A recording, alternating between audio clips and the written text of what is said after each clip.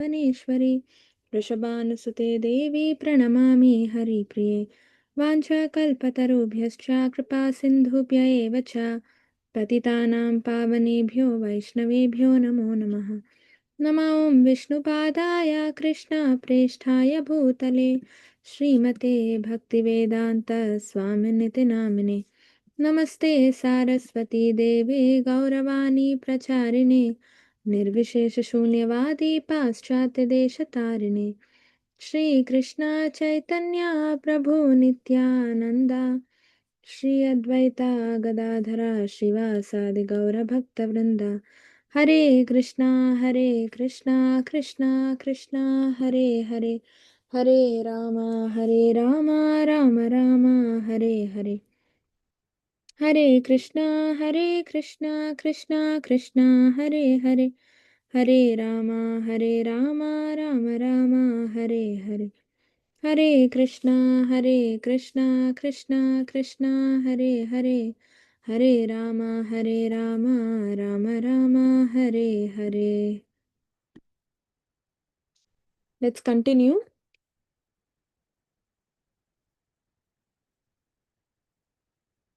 विचक्षणाय चरणोपसादनात् संगं युढास्यो भयतो अन्तरात्मना विदन्ति हि ब्रह्मगतिं गतक्लमास्तस्मै श्रवसे नमो नमः. Translation. Let me offer my respectful obeisances again and again unto the all auspicious Lord Sri Krishna, the highly intellectual, simply by surrendering unto his lotus feet, are relieved of all attachments to present and future existence, and without difficulty progress toward spiritual existence. Yeah, Puppet, who wants to read? Hare Krishna. Hare Krishna Mataji, may I read? Yes, Prabhu. Perfect. All glories to Srila Prabhupada, Srila Prabhupada ki jai. Lord Sri Krishna has repeatedly instructed Arjuna for the matter everyone's concerned with becoming its unallied devotee. In the last phase of this instruction in the Bhagavad Gita 18.64-66, he instructed most confidentially as follows. Sarva, Mataji may read the meaning itself. My dear Arjuna, Yes, Prabhu. you are very dear to me, and therefore only for good your good I will disclose the most secret part of my instruction.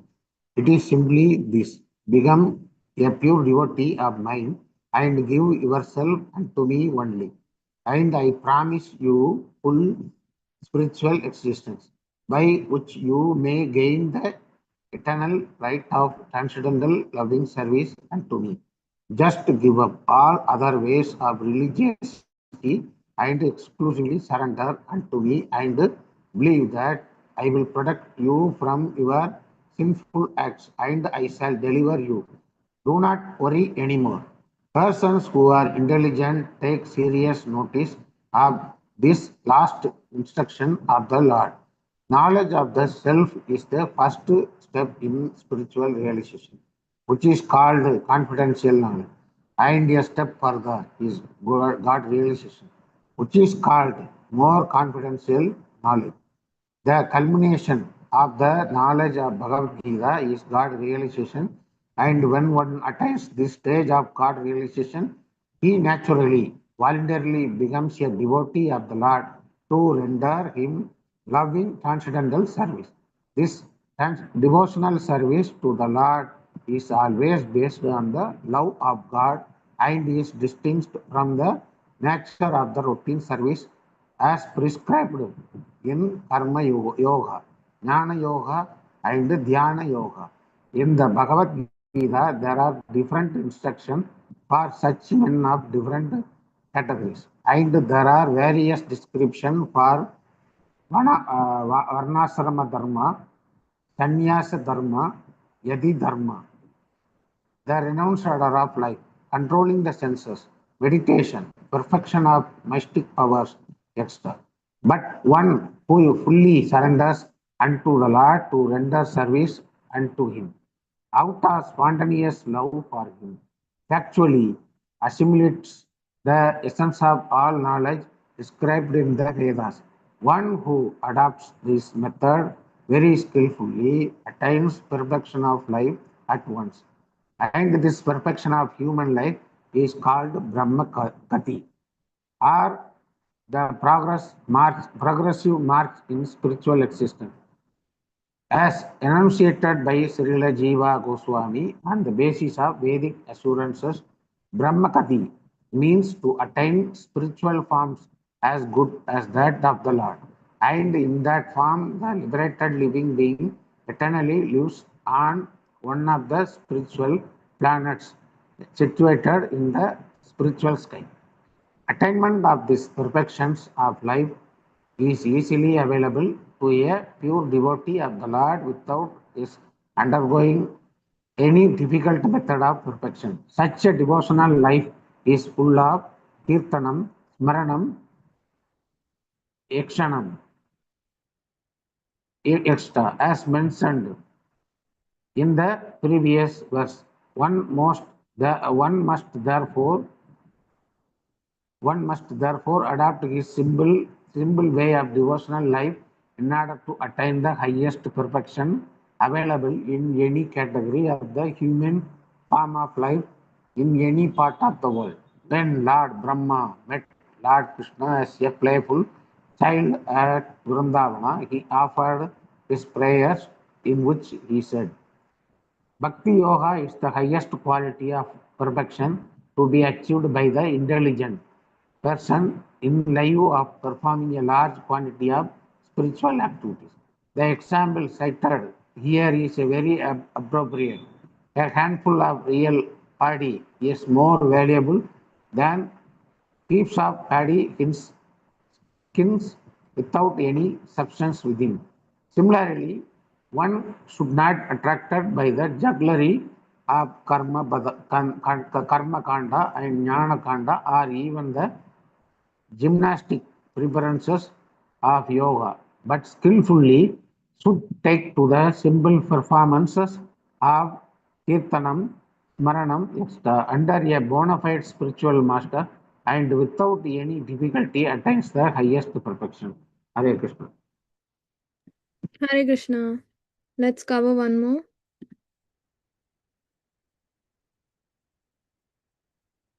तपस्विनो दानपरा यशस्विनो मनस्विनो मन्त्रविधासु Mangala क्षेमं न विन्दन्ति विनाय दर्पणं तस्मै सुभद्राश्रवशे नमो नमः. Let me offer my respectful obeisances unto the all auspicious Lord Sri Krishna again and again, because the great learned sages, the great performers of charity, the great workers of distinction, the great philosophers and mystics, the great chanters of the Vedic hymns, and the great followers of Vedic principles cannot achieve any fruitful result without dedication of such great qualities to the service of the Lord. Hare Krishna. Who wants to read the purport? Mataji, may I read? Yes, Prabhu. Advancement of learning, a charitable disposition, political, social, or religious leadership of human society. Philosophical speculations. The practice of the yoga system, expertise in the Vedic rituals, and all similar high qualities of in man serve one in the attainment of perfection only when they are employed in the service of the Lord. Without such dovetailing, all such qualities become sources of trouble for people in general.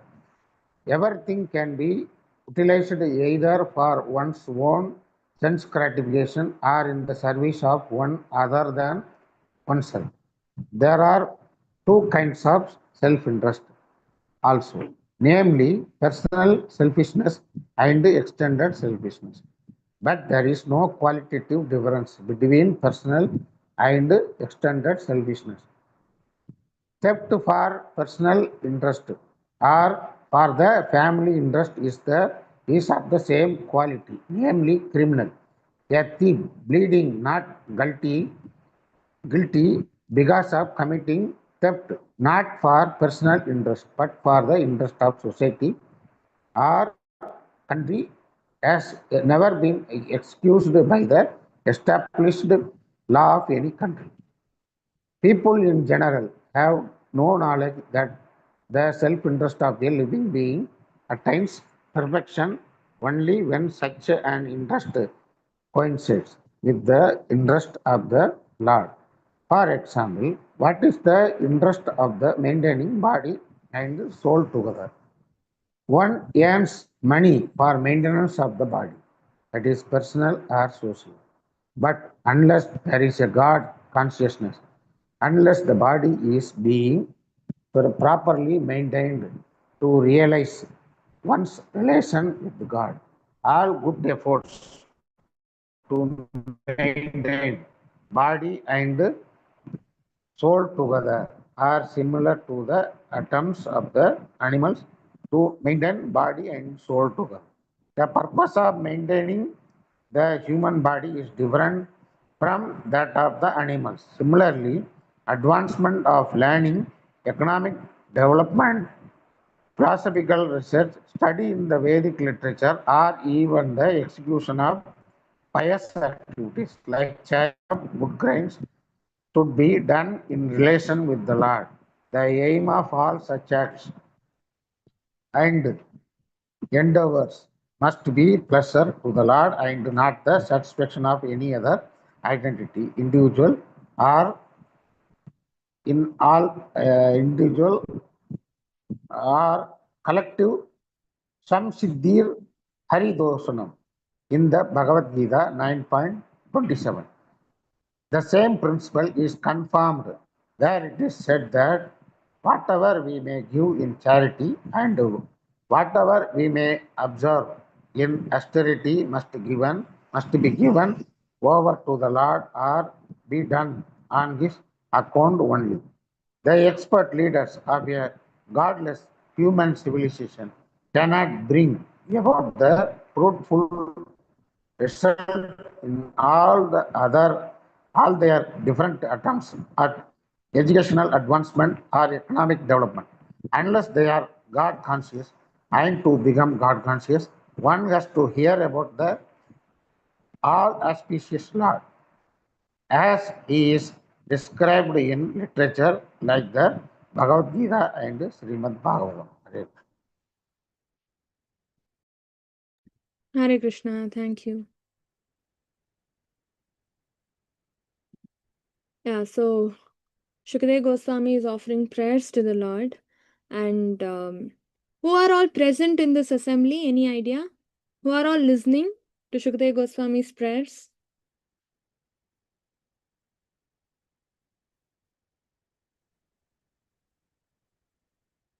Where are the prayers being offered? Where? And who is present there?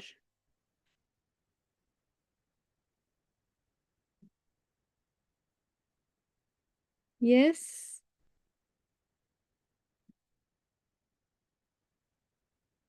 Hare Krishna. Are you all awake? Yeah, I got an answer in the chat. Parikshit Maharaj is present. Hari bol.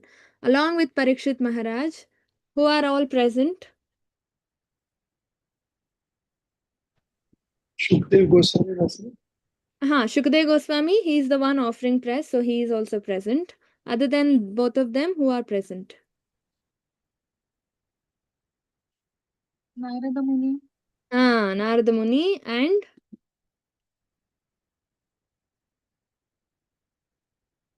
who are all the others?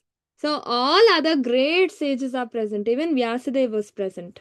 Right? Vyasadeva was hearing what he composed from his son's mouth. Can you imagine? So all such great people were present. Why? Because Shukadev Goswami is not an ordinary devotee. He is highly, highly exalted. And we need to be highly fortunate to study the prayers offered by Shukadev Goswami and to just see, just look at the beautiful prayers he is offering. Again and again, again and again, Namo Namaha. Every time he says something, he says Namo Namaha, again and again. Right? I offer my respectful obeisances unto you again and again. Even in the next verse, he said again and again. Even in the previous verse, it is said again and again. Right? To the all auspicious Lord. And the highly intellectual, and simply by surrendering unto his lotus feet, we are relieved of all our attachment to present and future existences. That means all our karma just gets crushed. No, just gets crushed just by surrendering unto the lotus feet of the Lord. See, in fifth canto of Srimad Bhagavatam, it is mentioned, the descriptions of different hellish planets are mentioned. There are so many hells. Each punishment is one particular hell, right? You can't see, like, it's a different hell for different punishment, right? So if we've done something bad, for that particular crime that we've done or bad thing that we've done, we will be taken to that particular hell. After we finish the punishment there, we will be taken to the next hell, where our punishment for the next sin will be given, right? Can you imagine? I'm not sure of the number, 28 hells maybe, but those many hells are there, and each hell has only one punishment.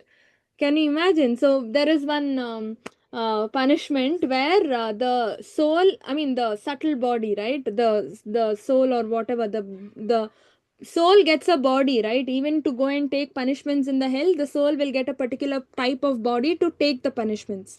So that person is put into oil which is being hot, right? Hot oil, that means they will fry you in the oil, right? And then they will so these like if you forced some opposite sex, right, for any kind of sexual activity, then they will show one molten golden form, right? And they will ask you to go and hug that form. Can you imagine? And molten gold, molten fire, molten golden form it is. So it is fully hot, and it's just fire, right? Fire is there, smoke is coming out and all that.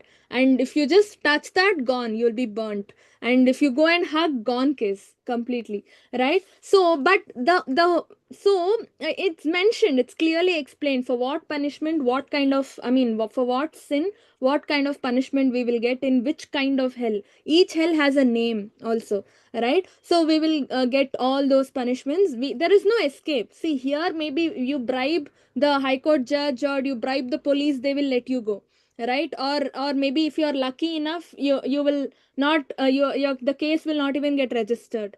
But Yamaraj, you cannot escape from Yamaraj, right? He is very powerful, and nobody can escape from him.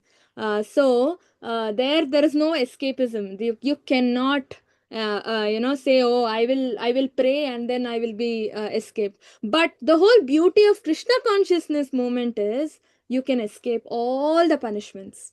Can you imagine? Every punishment you can escape. That's what Krishna says, no? Aham tvam sarva papebhyo mokshayami mashacha. I will liberate you, moksha. He will give you moksha, right? Krishna says, I will give you moksha, or I will liberate you from all the kinds of papa. The papas, the sins that we have committed in the previous life, the sins that we are committing in the present life, the sins that we might commit in the future janmas, right? Which we have not yet committed, those are also going to be forgiven, right? And we can escape the punishment, whatever. No man, I mean, you might be the most horrible sinner, we might be, right? But just by chanting Hare Krishna Mahamantra, we become purified immediately. Can you imagine? That's the whole beauty of Krishna consciousness movement. When prachetas go for tapasya, I mean, they get, we saw, no, the Rudra Geet that we just completed before this. Prachetas were Prachetas heard from Lord Shiva. Shiva offered prayers, and it was recorded in the name of Rudra Geet, right? And after Shiva goes, the Prachetas mm, also start doing tapasya underwater. We know this, right? After Shiva offers prayers and he leaves, he does tapasya. All the prachetas go underwater and they do tapasya. Okay, and then what happens? I'll just show you. They, after doing for years, so many years, they do tapasya for to please Lord Hari. Okay, and then Krishna comes and gives them darshan, because he is pleased with their tapasya and he gives them darshan. And when they get darshan, you know what they pray for? Krishna says, whatever you ask, whatever benediction you want, you ask, I will give you. And can anybody read the translation? What do they ask? We will understand from this. Anybody read the translation here? I'll read Mataji. Yes. O Lord of the universe, you are the actual teacher of the science of devotional service. We are satisfied that your Lordship is the ultimate goal of our life, and we pray that you will be satisfied with us. That is our benediction. We do not desire anything other than that your full satisfaction. Can Hare you Krishna. imagine? So what is he asking for? What is the benediction Prachetas are asking for? They are saying your satisfaction, your full satisfaction is all that we desire. We do not desire anything other than your full satisfaction. Can you imagine? Because they know whatever we ask for, Dhruva Maharaj asked, what did he ask? He wanted a kingdom greater than his grandfather's kingdom, that is Brahma's kingdom. So he went there, he did so much of tapasya, a small boy. But when the Lord came in front of him, what did he ask? Anyone? What did Dhruva Maharaj ask when the Lord came in front of him? Forgot? Yes? Mataji wanted to be liked by his father. He wanted to sit on his lap. Is that, But he asked, and yeah, that's the reason he was not allowed to sit on the lap, and that's why he got correct. angry Yes. and he went for doing tapasya. And he wanted, before going for tapasya, what was the desire he had? He wanted a kingdom greater than his father's, greater than his grandfather's kingdom. His father, Uttanapada, greater than his grandfather, that is Swayambhuva Manu, greater than his great grandfather, that is Brahma. He wanted a kingdom greater than that. But when the Lord came in front of him, what did he ask? Yes? We finished Dhruva Maharaj's prayers, all forgot. Yeah, I got an answer in the chat. He forgot what he wanted to ask. Very nice. He completely forgot what he wanted. The desire, why he even did tapasya, no? Completely forgot because the Lord touched him with the conch shell, right? He touched his forehead with the conch shell. And the moment the Lord's conch shell touched Dhruva Maharaj, he completely got purified. And then he said, I actually wanted something, that's why I did tapasya, but now I understand what I actually wanted was like a glass piece. Why will I ask, when I have the diamond, why will I ask for a broken glass piece? Right? That's what he says. So beautifully he says, let me try to get that shloka. Very beautifully he says, mm, what does he say? Stana tapasi tato aham. Where is that?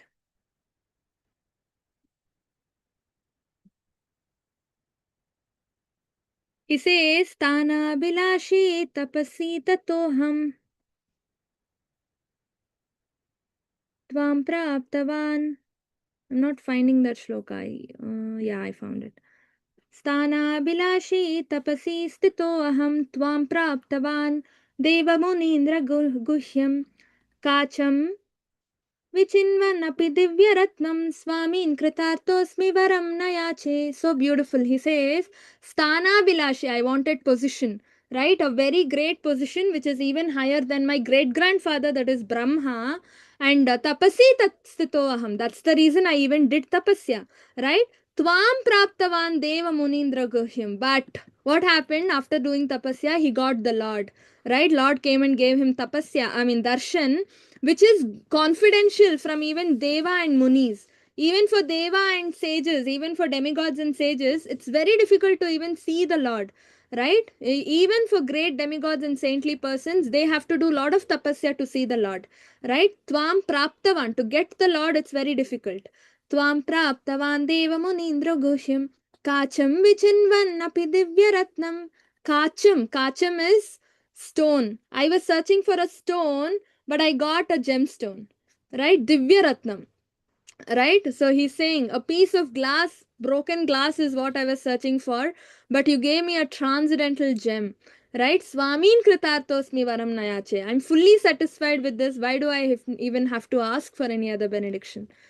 Right? Can you imagine? So that is what even Pracheta, same thing they say. I want your full satisfaction. We do not want anything else, right? We pray that you be fully satisfied with us. That's what they are saying. So what does this shloka teach us? Even Shukadev Goswami is saying the same thing. Simply by surrendering unto your lotus feet, everything, our papa karma, punya karma, everything, we are relieved of everything, and without difficulty we can progress towards spiritual existence.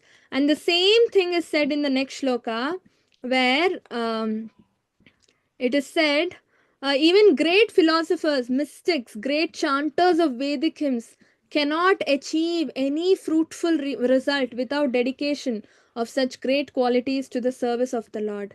Right? So the Lord is one, right? Everything that everything else that we have are just zeros, right? Zeros get their value only if there is one before it, right? And that is Krishna.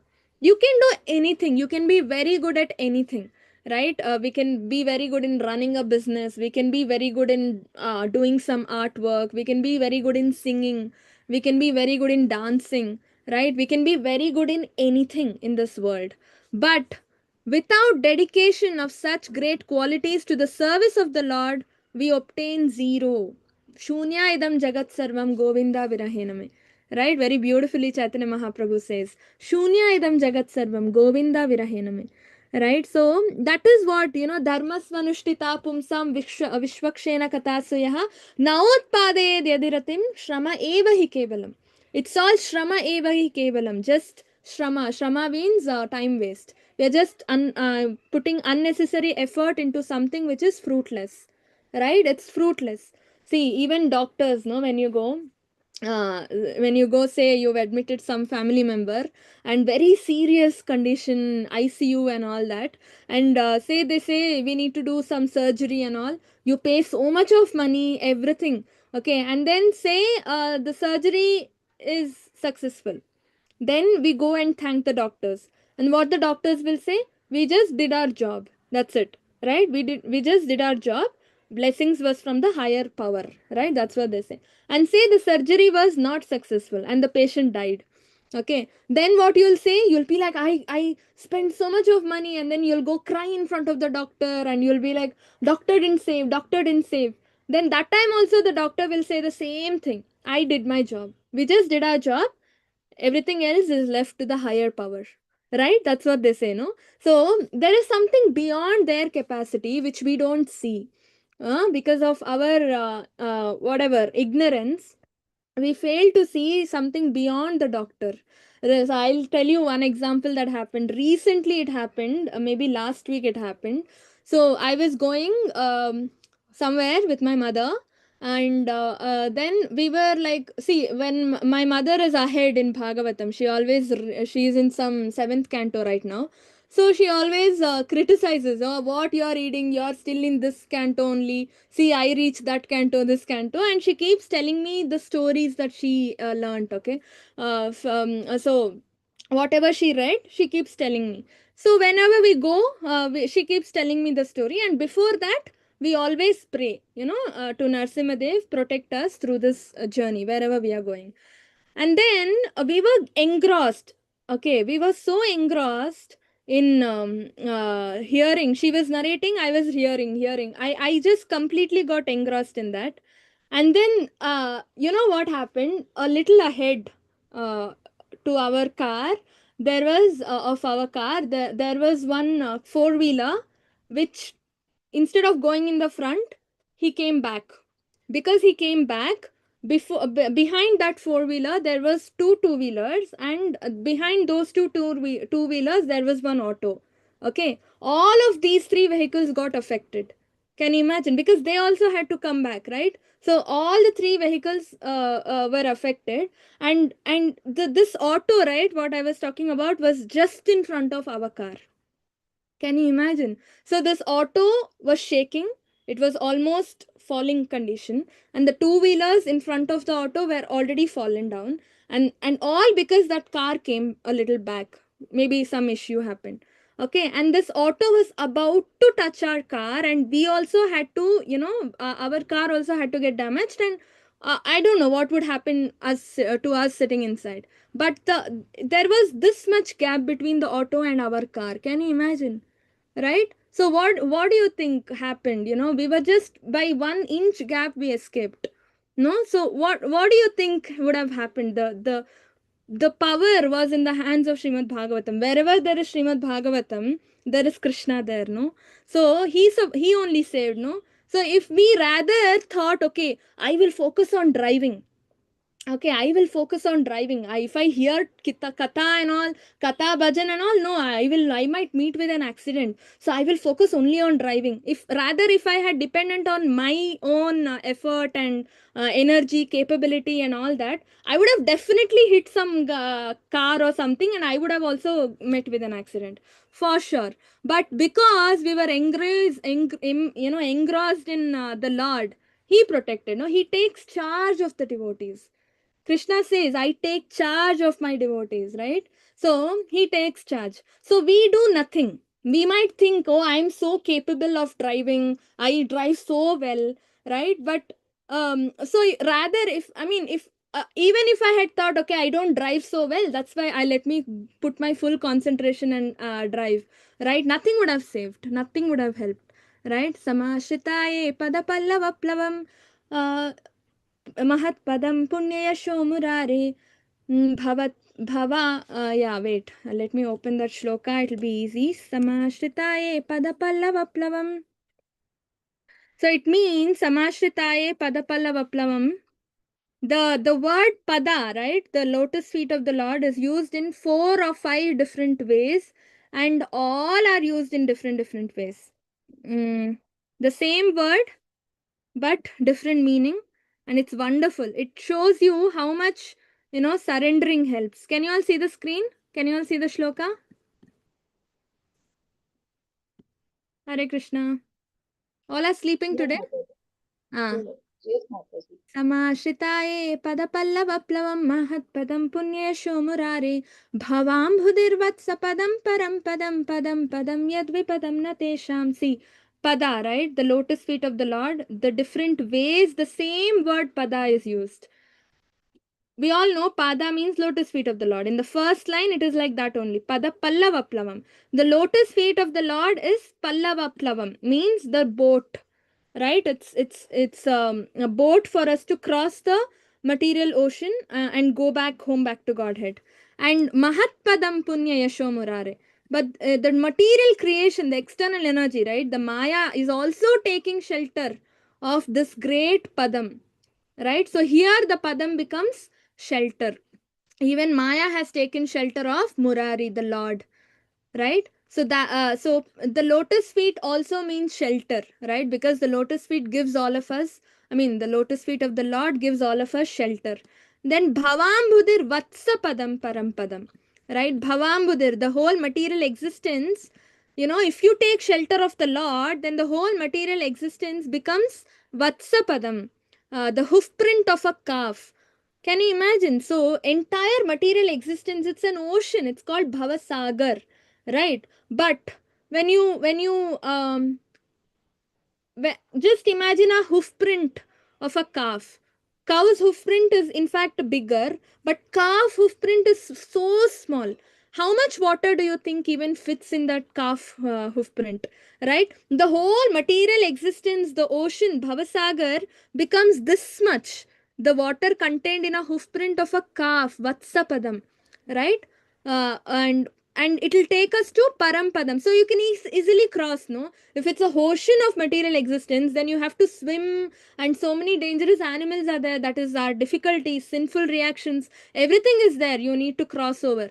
But if it becomes so small, water contained like in drops, then you can easily just jump over it, right? And then you can go to Parampadam. Parampadam is Vaikunta. Can you imagine? Parampadam, that is Vaikunta. It's given over here, the Supreme Lord's abode. Padam padam yad vipadam natesham. This padam, you can see, padam padam, step. Every step, there is vipadam, no? Difficulty in material world. But in Vaikunta, if you go, param padam, there is no difficulty. Na tesham. Right? There is no difficulty. Every step there is a difficulty in this material world, but if you go to Parampadam, Vaikunta, there is no difficulty. Right? So this is the only way out. There is no way out to get rid of all our sinful reactions that we have accumulated from janmas and janmas. Just surrendering unto the lotus feet of the Lord. Understanding the greatness of the lotus feet of the Lord. The lotus feet of the Lord is considered a thunderbolt. Can you imagine? Thunderbolt means a thunderbolt to destroy all the sins that we have accumulated, all the difficulties that we get in our life. It's a thunderbolt for our all our difficulties. And for us, no, for souls, it's like lotus, so soft and nice.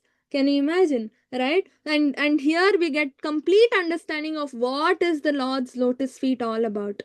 Right? It's a boat helping us cross over the material existence. And it's the lotus feet is so powerful that even Mahamaya, Durga Devi, also takes shelter of this lotus feet, and the entire material existence, the ocean of material existence, becomes water contained in a hoof print of a calf, right? Vatsapadam, the feet of the calf, and then Parampadam, which helps us go to Parampadam, that is Vaikunta, where that is the difference between Vaikunta and Kunta. Kunta, this material world is called Kunta because there is Vipadam. Vai means no. Vaikunta means a place where there is no Vipadam or there is no material miseries. Right? Here, Padam, there is every step there is a misery we have to face. But there is no misery. All this is possible only by taking shelter of the lotus feet of the Lord. Very, very important. That's why, in Bhagavatam it is clearly said, Ata pumbidvijashreshta varna shrama vibhagashaha svanushthitasya dharmasya samsiddhir haritoshanam. See here Prabhupada says, samsiddhir haritoshanam. Ata pumbir dvijashreshta varnashrama vibhagashaha. Varnashrama, whatever we do, no, the occupation, the varna that we are in, right? The work that we do, the karma that we do, anything we do in our material life, right? Svanushthitasya dharmasya samsiddhir haritoshanam. It should be to please the Lord. Whatever it is, it could be anything that we are doing. It could be a job which is very sinful also. There are many people who does sinful jobs, right? But they are still devotees. Once you become a devotee, even if you're doing a sinful job, I know a devotee who runs what is that? I don't know what is that. The seafood farms. Seafood, they take seafood from the ocean, and they preserve it and they sell it to the market, right? But they are so great devotees. Can you imagine? Um, no words, they are always engaged in devotional service, but their family is involved in such a business. But because you are a devotee, even if you are running a sinful business, right, it is still the whole business becomes purified, because the intention of running that business is pleasing the Lord, haritoshanam, right? Because you are doing that occupation to please the Lord, the whole business in itself becomes purified. Can you imagine? Right? Because the money that you get from that business, you naturally invest in devotional service, right? And they are initiated devotees, so they are just purified, right? So Krishna is proving to us how to live this shloka through such devotees, right? Although they are involved in something sinful in the external world, it looks sinful, but because they are investing all that they are getting from that occupation into devotional service, they are definitely just pleasing the Lord. They are not doing anything sinful. Right? So just by surrendering to the Lord, we are more benefited.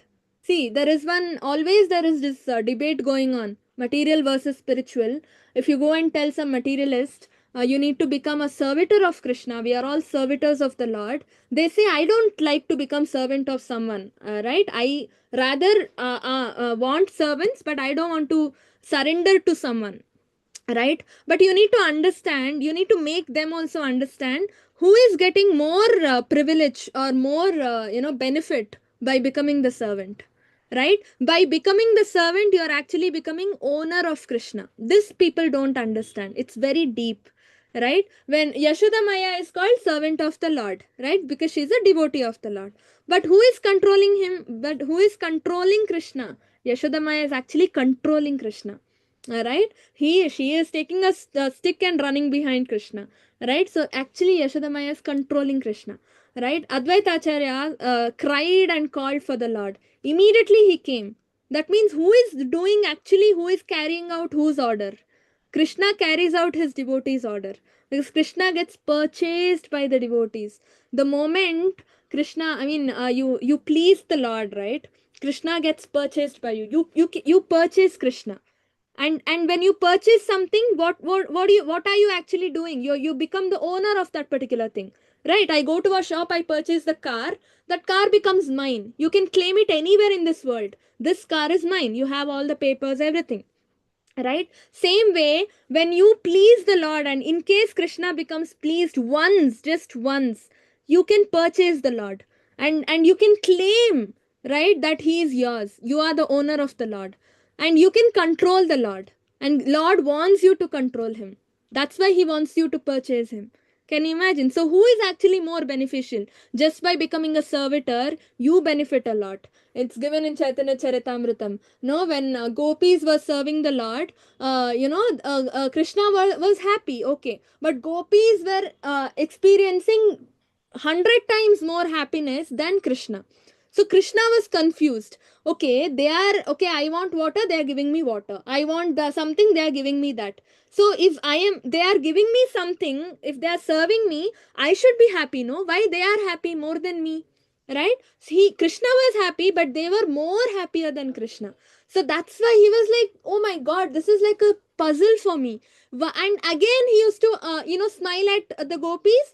Gopis used to just faint in happiness. Can you imagine? Ecstasy, over ecstatic they would become. So Krishna was like completely, he was like puzzled, he was like confused. What is happening? Right? If they are serving me, why they are getting more happiness? That's one of the reasons why Krishna came as Chaitanya Mahaprabhu, to understand, to taste the glories of his devotees, the qualities of his devotees. Right? Why they are getting more happiness? So, and you get protection. You don't have to ask for it. Prahlad Maharaj never asked for the Lord for protection. He so many ways, Hiranyakashipu made him, attempted to murder him, no, to kill him, so many ways. But all he did was Smaranam. He just remembered the Lord. Om Namo Bhagavate Vasudevaya. Right? That's it. And then what happened? Krishna would automatically do his duty. He would say, why should I remind the Lord to do his duty? He will protect me. That much of faith, if I don't have, then how can I be even called a devotee? Right? So that is faith. So just by taking the shelter of the Lord, just you can rest assured. No need of any reassurances, no need of fear or anything. Krishna will protect. But that kind of faith should be there in our heart. Right? Very important. So the same thing is told in the next shloka also. Yeah, this shloka, where you might have all kinds of education, no, in the world. Great philosophers, great mystics. You can have all the kind of yoga siddhis and everything. But Bhagavad Bhakti Hinasya Jati Shastra Japastapaha Apranasyaiva Dehasya Mandanam Loka Ranjanam. Bhagavad Bhakti Hinasya. Everything is there, but Bhakti is not there. Bhagavad Bhakti Hinasya. Then what is the use of doing jati? You might be in a very high caste. Jati Shastra, you might be a great philosopher, you know all the scriptures in the world. Japa, right? You might be chanting, great chanters, right? And then Japastapaha, you might be great, doing great austerities and getting all the yoga siddhis and everything, mystic powers and everything. Huh? But what is the use? It looks like apranasyaiva dehasya. Apranasyaiva dehasya means people who, dead body. Aprana, right? There is no prana in the body. That is a dead body. When you've seen, no, for dead bodies, we do all the decorations and gold ornaments are put, and silk clothes are put, flower garlands are put, money is put, right? Until they take to the graveyard, all this is put. But what is the point of decorating? Mandanam Lokaranjanam. It's just for entertainment for people, right? The Mandan Loka Ranjana, entertainment for the world. That's what it is said in that shloka, right? So we might see around us so many people are like that. They are so rich. They have PhD degrees and they study in abroad. They work abroad, right? Some people though they have built their house only in gold, right? So much of opulence they have. But what is the point? They have, I mean, just imagine what is the point? What are they going to take? In graveyard, money is not allowed. Nothing, even the dress that we are wearing is taken off. Right? When you go to the graveyard, even the dress is taken off and the body is buried or, burnt or whatever. Without all this, nothing comes with us. Even the garlands won't be there. They will take all the garlands off. Nothing comes. It's not allowed at all. Right? And what does the soul take after the death? It's just the subtle body. That means the karma, the mind, ego, the false ego, and intelligence. These are the three things that go with the soul.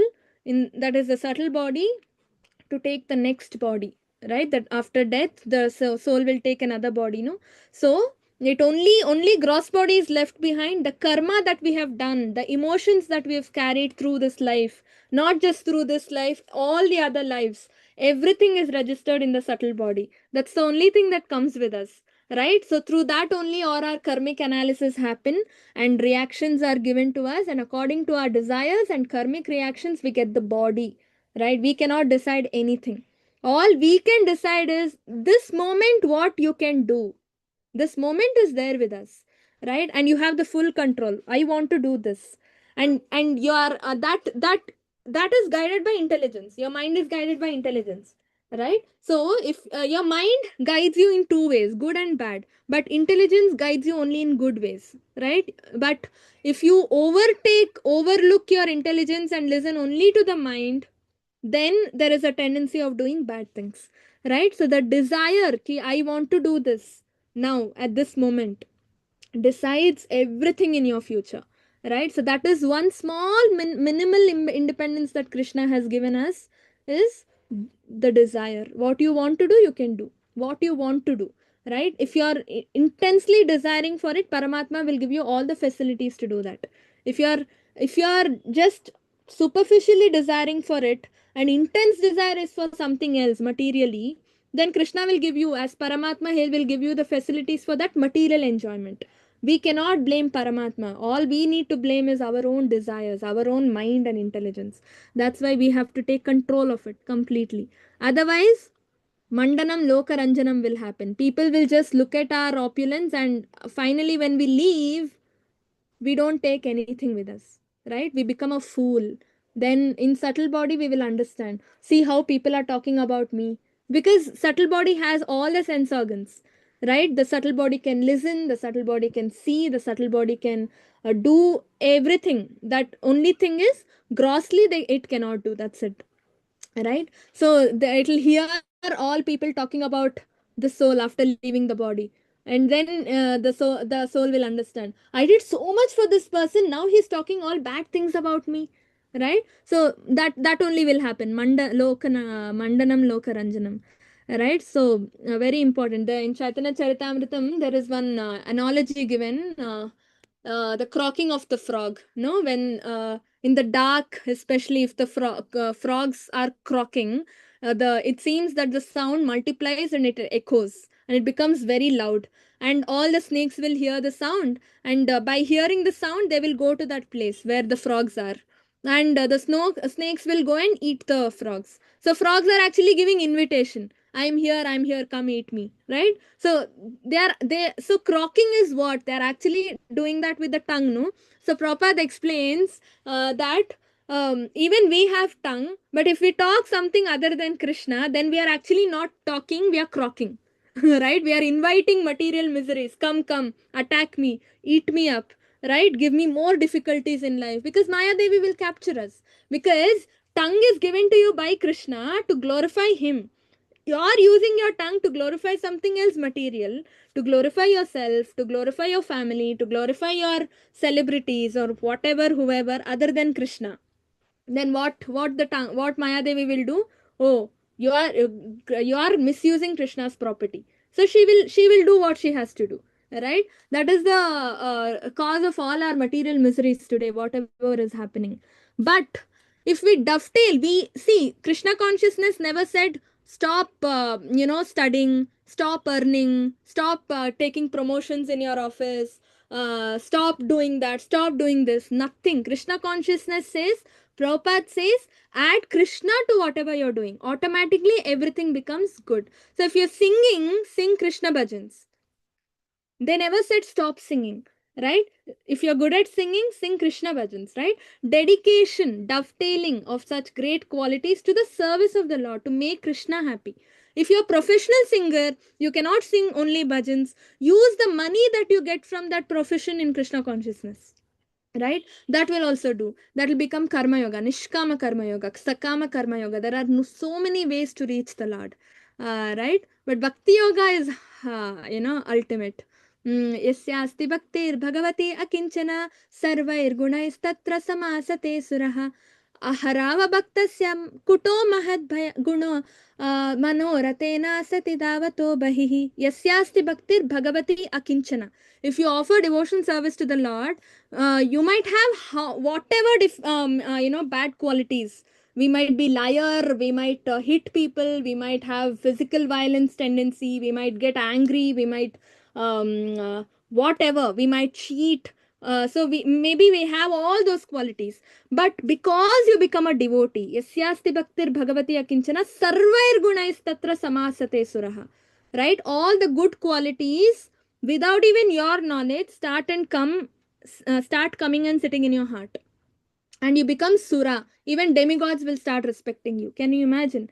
Just by becoming a devotee, right? So some people, see in Priyashtakam, that is 12th chapter of Bhagavad Gita, last 8 shlokas you can read if you want. Krishna says what are the qualities that endear him, who are the people he likes. I mean, what are the qualities he likes, what are the qualities we should develop, right? So many qualities are given. If you sit and develop one by one those qualities, it will never happen, right? But rather the shortcut is by becoming a devotee. If you start offering devotional service to the Lord, if you chant his holy name, preach, read his books, then all those qualities slowly start coming and manifesting with zero effort.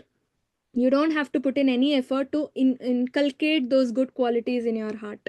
Can you imagine, right? Those qualities will start coming, but it will happen slowly based on how much karma we have accumulated, right? Some people it will happen fast, some people it will happen slow, but it will happen. You don't have to put in any effort. And on the other hand, harava bhaktasya, right? Kuto mahadguna. Kuto mahadguna, if they are non-devotees and they have great qualities, maybe they never tell lies, they help everyone, philanthropism, right? They never cheat, right? They have all the good qualities, they are very patient and etc., but they are not devotees, they are atheists. Then manoratena satidavato bahi, they get carried away by their mind, they are not devotees, they are atheists, then they are kuto, it's called, right? They are equivalent to a demon, a big demon like Ravan, Hiranyakashipu. They are equivalent to a demon. Can you imagine? Can you imagine? We have so many people like that in our office, in everywhere you can see. They are so good to you. They are so good to all the people in general, but they don't believe in the Lord. They don't believe in the existence of any higher power, right? So they are still considered demon. Can you imagine? Because they do not, they are said to be gratitudeless. Those qualities are given to them by the Lord, but they do not even identify that power, that higher power, or the divinity in the Lord, right? They do not accept the supremacy of the Lord. So very, very important. So it is said, no, even a dog eater can become a Vaishnava, or even greater than a Brahmana, just by chanting the holy name. अतो अहोबतस्व पचतो गरिया यज्जिह्वाग्रे वर्तते नाम तुभ्यं तेपस्तपस्तु जुहुशिष्णुरार्या ब्रह्मानुचुर्नाम गृह्णामि एते, right? So brahmanuchurnama, just if a dog eater swapachato gariya, right? If a dog eater chants using his mouth and tongue Hare Krishna, right, then he becomes a devotee, a greater than Vaishnava, Can you imagine? He almost greater than Brahma, actually. A Vaishnava he becomes, right? A greater than Brahmana, just by chanting the holy name. This is the beauty of Krishna consciousness, right? So whatever we do in our life, right, instead of regretting for our conditions which we have only created, atmakritam vipakam, right, or swakarma bir, right, our own actions are giving reactions now. That's it. Instead of lamenting, instead of sitting and worrying and all that, what we should do, whatever position we are in, see what you can do to serve the Lord in that kind of position. If you have 10 rupees, see how that 10 rupees can be used for the Lord. Instead of sitting and asking, give me 100 rupees, give me 100 rupees. Right? So, this is the main moral of the story. Okay. So, any doubts, any questions?